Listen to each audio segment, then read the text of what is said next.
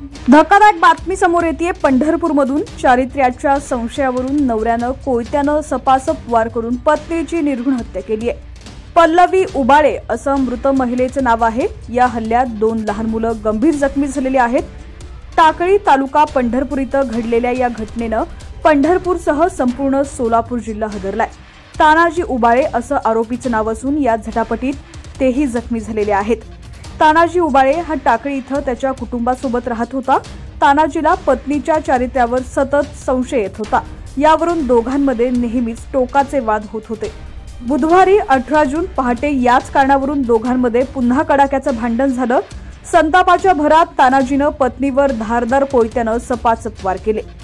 जास्त रक्तस्राव झाल्यामुळे पल्लवीचा जागीच मृत्यू झाला। आपल्या वडिलांनी आईवर हल्ला केल्याचं लक्षात आल्यानंतर 2 लहान मुलं तिला वाचवण्यासाठी पुढे आले, मात्र आरोपी बापानं त्यांच्यावरही कोयत्यानं वार केले। या हल्ल्यात दोन्ही मुलं गंभीर जखमी झालेत।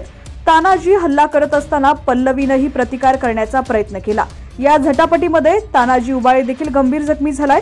तानाजी उबाळे आणि त्याची दोन्ही मुलं सध्या पंढरपूर येथील एका खासगी हॉस्पिटलमध्ये उपचार घेत आहेत। या घटनेची माहिती मिळताच पंढरपूर पोलिसांनी तात्काळ घटनास्थळी धाव घेतली आणि तपास सुरू केला। पल्लवी उबाळे यांचा मृतदेह शवविच्छेदनासाठी रुग्णालयात पाठवण्यात आलाय। या घटनेमुळे टाकळी परिसरात आणि संपूर्ण जिल्ह्यात हळहळ व्यक्त करण्यात येते।